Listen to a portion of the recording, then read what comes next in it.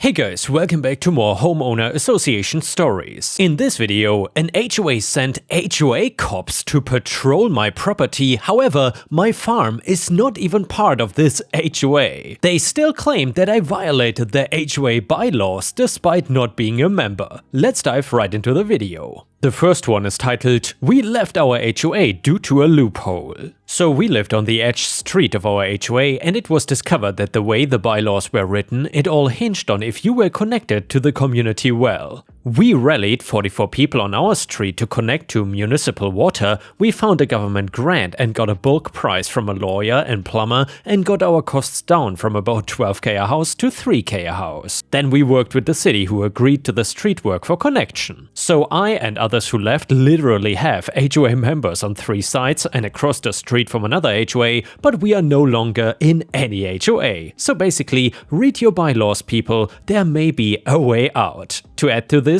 also created an effect where people not on interior streets could dig their own well and then leave the HOA. We literally made the HOA map look like Swiss cheese. And yeah guys, that almost sounds like a zombie apocalypse or something. You're literally surrounded by HOAs. But good on OP for finding a way out. The next one is titled, "Homeowner Association Sends HOA Cops to Patrol My Property." So I own a farm that I feel like is the picture of a farm that a child would draw or see in a book growing up. A guy in overalls taking care of various animals they can sing about and growing a bunch of healthy green food. The farm has been in my family for generations, and with each one we have been able to improve things and make it better. The thing that is different about my generation and owning the land is that an HOA had started in a pretty new upscale development called Serenity Estates. And by the way, Ripe Start, I kind of anonymized that name because originally it was something different. However, I don't really want to dox OP, so I just changed the name. I hope you don't mind.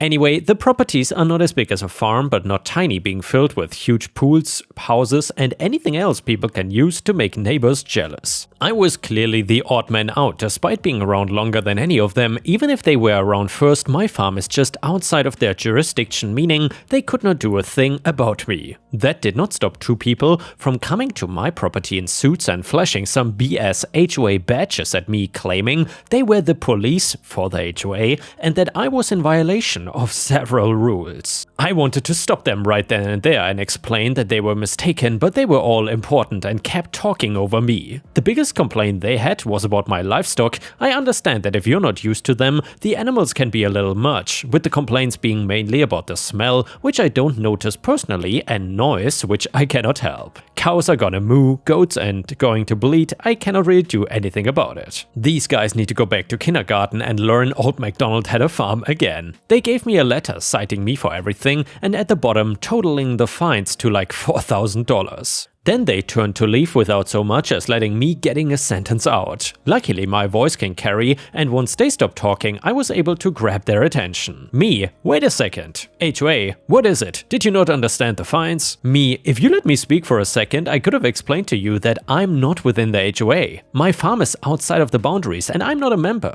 I can get my deed if you want to see it and get a land map from the city, but I'm not part of your estate community. HOA, you're the one that must be confused. We don't make mistakes and you're clearly trying to just get out of the fines. You need to pay up and make the changes so it doesn't happen again. If you don't, we can even seize the livestock and take care of it ourselves. Me, if you try to touch my animals, I promise it will be the last thing you are able to touch. I don't take well to threats, but they were not easily scared away. Those 2 guys came every single day to the property claiming they had the right to patrol my property and check for violations of the HOA bylaws. The fines kept coming in from them and it was clear and obvious harassment. I have a few farm hands and I caught the HOA cops telling them that if they kept working for me, they might get fined too and not be able to find new jobs. They are tough guys and not scared of these guys though, but I was still mad that they were getting harassed by the HOA. The final straw was them trying to restrict access to certain areas of the farm, saying that I could not drive my tractor in those areas since it was a disturbance to other residents. I had finally hit my limit with these guys and decided to lawyer up. I found somebody that specialized in property rights and had dealt with HOAs overstepping in the past. He told me to get a land survey, my deed and statements from my farm hands about the harassment. I was able to do one better though, and even had footage of them on my property without consent. I don't have cameras everywhere, but I do in the barn, so I can check in sometimes without physically going over there. In the video, they were measuring walls and discussing what they could use my land for once they got me to leave. At the same time I was suing them, I decided to go to social media and let everybody around me know what the HOA was doing here and that I just wanted to have a peaceful life on my farm, showing pictures of the fines I'd gotten, and this had a fantastic effect since the Serenity Estates HOA was not exactly full yet and they were still trying to sell houses. People googling the name were bringing up my social media posts and a couple local media stories about it. This caused the HOA property values to go way down, and I would lie if I said I was not pleased with myself for that. It also meant that current residents were furious that their nice and exclusive community was now being dragged through the mud due to the fact that the HOA overstepped and was causing issues with the surrounding neighbors. Of course, they denied it being their fault, but that did not seem to matter to people. From what I gathered, everybody was refusing to pay the HOA, and without the money or support, they were forced to basically all step down from positions in favor of a new board stepping up, with their biggest promise to be getting rid of the HOA police. So now that a new HOA board was in charge, they wanted to avoid going to court with me. Since I was suing the HOA and not the specific board members, I was now basically suing this new board as well. They did not really want to go to court over this and made it clear that they didn't want my money and understood that I was not part of the HOA. They knew that the lawsuit would go in my favor and cause even more damage to property values and the reputation of the entire place. They wanted to make it go away quietly, and since the board that did this was fired and the HOA cops gone, I was willing to listen to their offer. They were offering me a chunk of money for any emotional damage and stress, along with paying for my legal fees. They were willing to make an official document that would be submitted to the city claiming the fines I had were a mistake and I owed them nothing. Finally, they were willing to offer a public apology to me. I know that I could have pushed a lawsuit and maybe come out rich and even had money to buy one of those fancy properties, but honestly, that was not something that I wanted. I did not want to spite anybody or ruin lives, I just wanted proper retribution. I felt with the old board and those two fake cops gone, I had gotten mainly what I wanted, to be left alone. The public apology felt sincere and they made it clear that if anybody else outside of the HOA borders was contacted or trying to be given fines to, just come speak to the new HOA president directly and they would fix it. I was not 100% sure that this new board would not turn around and act like the old one, but as time passed I realized that they didn't. I was left alone as promised and was able to raise my livestock and grow my crops just as my family had been doing for generations. It felt good though to give some karma to people that assumed they were better than me just because I was a farmer and they had money. That's a lesson I wish a lot more people in the world would have to learn. Your food comes from farms, so if you want to fight them and get them all shut down, I hope you're prepared for the consequences of increased food prices and possible starvation. And the next one is titled, I keep installing little sound machines in my building's elevator, so my HOA has to have someone come out and look at it. And by the way, if you enjoy the HOA stories, please don't forget to post some star emojis in the comments to show your support. So a few years ago, my HOA fined me $1,500 for bringing a piece of wood down in the elevator from my unit. Apparently, I was supposed to magically transport it from the 16th floor. Since then, I've been installing little sound emitters in the elevators that emit one consistent really loud deep beep 25 seconds after motion is detected. The HOA has now spent way over the amount they fined me trying to figure out what is making the beeping noises. It's so great. I hope they go bankrupt trying to figure it out. F them all. Edit, I see this post got a lot of traction. Some people are criticizing me, saying I'm wasting my own money, and I will gladly throw all my money into a fire to ruin every HOA in America. F those Karens, I don't care, I would do it all over again. If I ever live somewhere with an HOA again, I will do the exact same thing. F those people, they deserve worse. My building, by the way, has 4 elevators, a lot of elevator experts in the comments. The residents were fine, most in fact thought it was funny because everyone hates my HOA that much. For people asking, I just literally used a watch battery, some simple cell phone speaker parts from AliExpress, cheapest plus smallest camera I could find, just had to be able to detect there and not, some wires sold a small PCB from cheap alarm clock, and a magnet. It cost around $10 to $15 to configure. Some additional background, by the way, my HOA overspent on their budget by thousands of dollars for holiday decorations, personal renovation projects that were not voted on, and ridiculous crap like shipping in $10,000 worth of flowers from abroad because they were the board president's favorite. So they decided to make up the funding by distributing insane fines to residents. They are currently being sued in court, by the way, and may be charged with fraud. So maybe don't defend a bunch of crooks. Almost all HOA boards I've lived under have been like this, so when I say F them all, I say F them all. Last edit, thank you all for the engagement, but I posted a statement, not a question, so I don't care about a single one of your responses.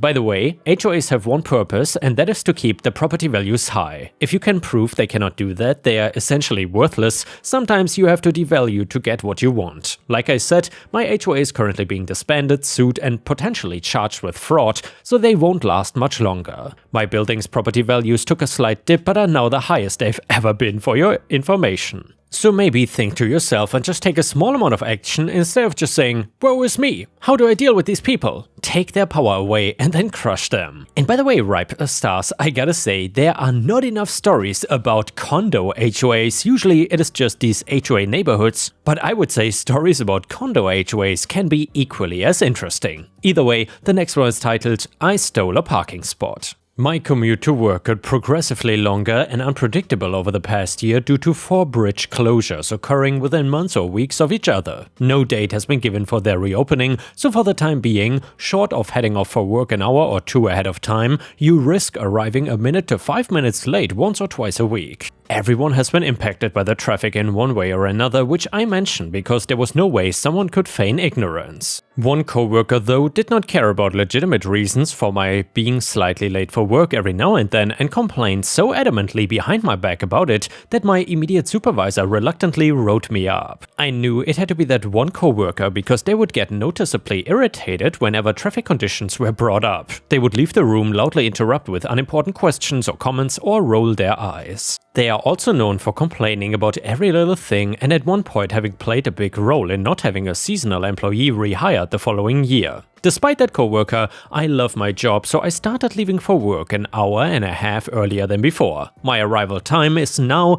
anywhere from 15 to 45 minutes before my shift starts. And that is when I noticed the annoying coworker always arrives about 10 minutes early and always has a very convenient street parking space available. I used to park on a different side of our building before traffic got bad and had never noticed that they had unofficially claimed that public parking spot as theirs. Most of the time I'm at work early enough to get my pick of any spot in our always crowded employee parking lot, but no parking spot other than theirs makes up for me having to wake up at 5:30 in the morning. That coworker cannot complain about me being late now. They know better than anyone that I'm at work way before I have to. I've mentioned my arrival time to other coworkers with them in earshot, so they know I'm parking there out of spite. I've also gone as far as parking right in the middle of a space large enough to accommodate their car and mine, and I have no idea if they've complained to our supervisor about it or not, but I really want them to have been stupid enough to complain about me taking their public parking spot away. Either way, the next one is a petty revenge story. I just bought a hotel room and was informed the room came with free breakfast for 2. I came downstairs in the morning, and as soon as I entered the breakfast area, the server gave me a dirty look and literally yelled, "What do you want?"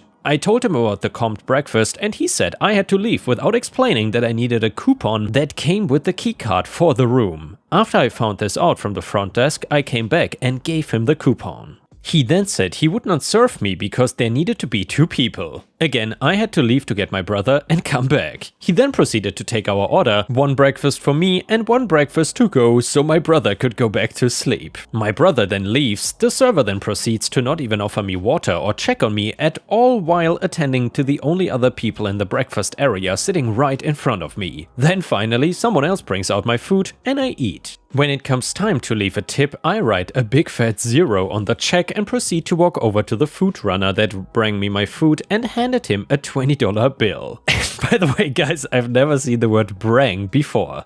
Is that related to a special English dialect or something? But there's no way brang is correct. Anyway, the look on this rude server's face is priceless. And yeah guys, if you've watched until here, please don't forget to like the video and maybe even post a comment, because that would help me tremendously. The next one is a petty revenge story I bring you from Reddit. So I live in a city, and to save money I don't own a car. Sometimes it's inconvenient, but mostly the subway and buses get me where I need to go. For groceries, there's a big grocery chain just a few blocks away, so I'm leaving the grocery one day and a bag in my arm and another in a small backpack. I'm walking through the parking lot on the way home, and this lady steps out in front of me and starts yelling that I parked my truck too close to her car.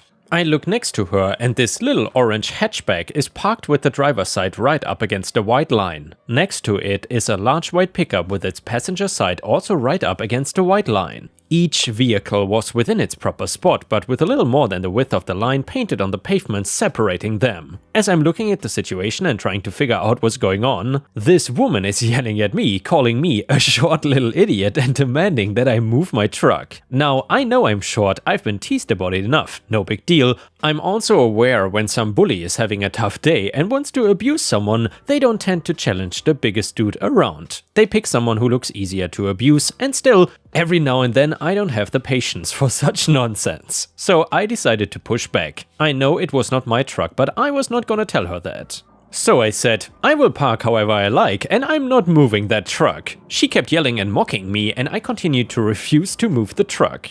Anyhow, while this is happening, a dude walks past us, tosses something in the back of the truck, climbs in, and starts to pull out. She does a double take and seems lost for words. As the truck pulls away, I say, I never said it was my truck. And then I continue on my way through the parking lot heading home. And yeah, ripe stars, I gotta say, this story could not have turned out any better. Props to OP for handling the situation like a champion. Either way, the next one is an entitled family drama story. I, 53 male, have a daughter, 17 female, who I recently bought this big storage container for that locks. The reason being, our daughter has a job and likes buying her own food and snacks for herself. The problem is that her mom invites her aunt, uncle and cousins over all the time, and even since she started buying her snacks and leaving them in the pantry, they would eat them without consulting her. She has asked them many times to not eat them, but they don't listen. For reference, she likes to order snacks from other countries as a way to broaden her horizons. She is also linguistically gifted and likes to try and read labels to help expand her vocabulary. These snacks can take weeks to get after she orders them again, and by then her current snacks are already gone. My wife didn't do anything, saying that since our daughter kept them in the pantry, they are for everyone. She moved them to her room, and her cousins would go in when she wasn't there and take them.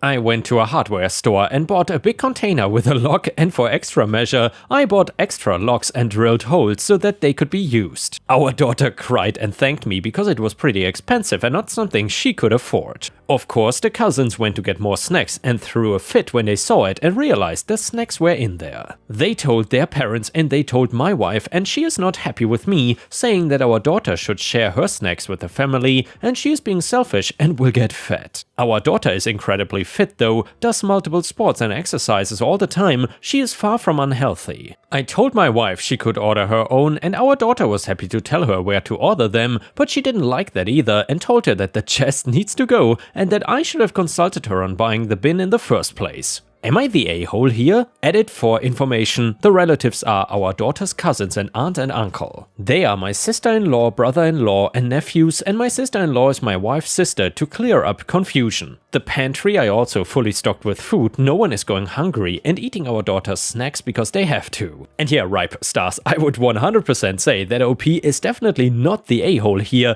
however, I'm not even sure if this was necessary. Honestly, in this situation, I mean, it's nice that OP pays this much for storage for her daughter. However, honestly, I would have tried to teach these entitled nephews a lesson. They are just crossing boundaries and are outrageously entitled. They really need a good talking to. Anyway, props to OP for sticking up to his daughter. Comment number 1 on Reddit said, not the a-hole, but I would take it a step further and get a deadbolt lock for her room to lock it when she is not there. That way the cousins cannot get into her room and will have something else to complain about. Comment number 2, not the a-hole, good on you for sticking up for your daughter. Why is your wife insistent on taking her things though? I think her reaction is some amount of guilt/embarrassment for having been found to be stealing from your daughter. All the excuses that she would get fed, that she has to share, even though the goalpost has now moved multiple times from her, moving her snacks out of the pantry and into her room to now even in a locked box. Don't let her throw out that box. Update: my daughter and my brother-in-law both found my Reddit post separately. First, my daughter, who was sent it via a friend who knew the situation. She confronted me about it and we had a very long talk, where she admitted that when I'm away, her mom does not treat her well and often puts her cousins and my nephews above her,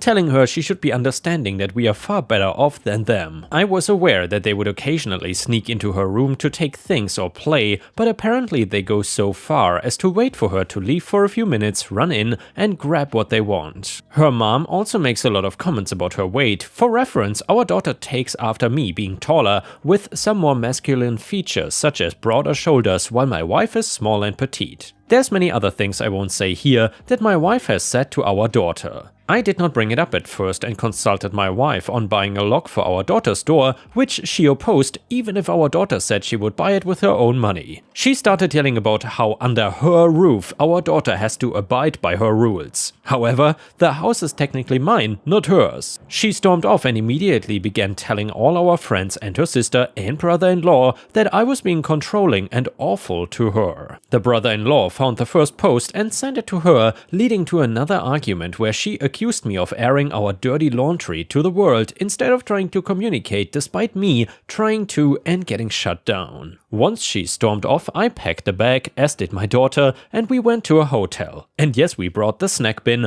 where we have been the past few days while I find a good divorce lawyer. My wife is still spreading lies about me, claiming I tried to kick her out and all sorts of other lies too. I'm finished with her. I don't care what she says, I'll be divorcing her and paying as much alimony as she wants so that I can keep my daughter safe from her. I don't care about the house or anything else. She can keep it all and let her sister, brother-in-law and nephews mooch off her until she is penniless. I'm sorry, this is not a happy update and I doubt I will make one after this. Thank you for opening my eyes, Reddit. Edit: after so many people have told me not to give up the house, I'll be doing my best to fight for it and low alimony for my wife. Me and my daughter shouldn't have had to leave the house we have both grown up in because of my wife. She can live with her sister if she wants to help them so much. And yeah, Ripe Stars, unfortunately that was the last update to the story. However, I was surprised how the story pretty much went from 0 to 100 in such a short time. I really hope the best for OP and I hope he can keep the house and stay there with his daughter, and maybe it will turn out well for them in the end. And yeah guys, with this we have reached the end of the video. However, if you cannot get enough of my content, please don't forget to subscribe to the channel to not miss any of my daily uploads. And also check out my podcast by searching for Ripe Stories on Spotify, Amazon, Audible and other podcast platforms. You will often find exclusive episodes and early access to new content. Furthermore, please check out my Patreon by going to patreon.com/ripeyoutube or my YouTube membership program for even more exclusive stories. Thank you so much and I will see you again tomorrow.